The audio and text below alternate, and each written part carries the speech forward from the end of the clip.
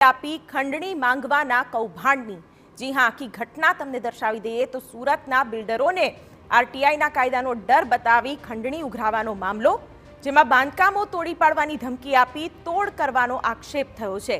સુરત પોલીસે ખંડણીના મહાકૌભાંડનો પર્દાફાશ કર્યો છે। ફિરોજ શેખ, રમેશ જાંગીડ, સચિન પટેલ વિરુદ્ધ ગુના નોંધાયા છે। શકીબ જરીવાલા પર પણ બિલ્ડર પાસેથી ખંડણી માંગવાનો આક્ષેપ છે। પત્નીના હોદ્દાનો ડર બતાવી ખંડણી માંગ્યાનો આક્ષેપ।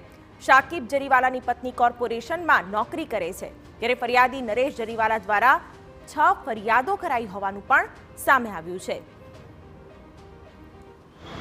2 થી 3 પેજનું એક ડિજિટલ આવૃત્તિ બહાર પાડે અને એની અંદર આવા સમાચારો છાપે। મેમ જે મનગણત સમાચારો હોય અને જે વ્યક્તિ બાંધકામ કરી રહ્યો હોય એને ડર લાગે એવા સમાચાર છાપે કે ભાઈ તમે કોઈને લાંચ આપી છે કે તમારો નકશો આવો છે અને તમે આ વધારાનું બાંધકામ કર્યું છે, એવી રીતે એને સમાચારો છાપી અને સમાચારના કટ કોપી પેસ્ટ કરી અને વિવિધ જગ્યાએ વાયરલ કરતા અને પછી એ લોકોનો કોન્ટેક્ટ કરતા કે જો તમે મને પૈસા નહીં આપો તો વધુમાં વધુ જગ્યાએ તમારો ફેલાવો થશે અને તમારું બાંધકામ તોડી પાડવામાં આવશે।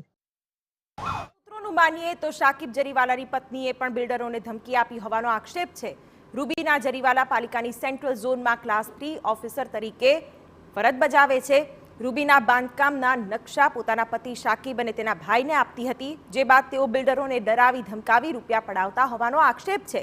આમ કથિત પત્રકારો અને કોર્પોરેશન કેટલાક અધિકારીઓની મિલીભગતની ખંડણીનું આ મહાકૌભાંડ ચાલતું હતું।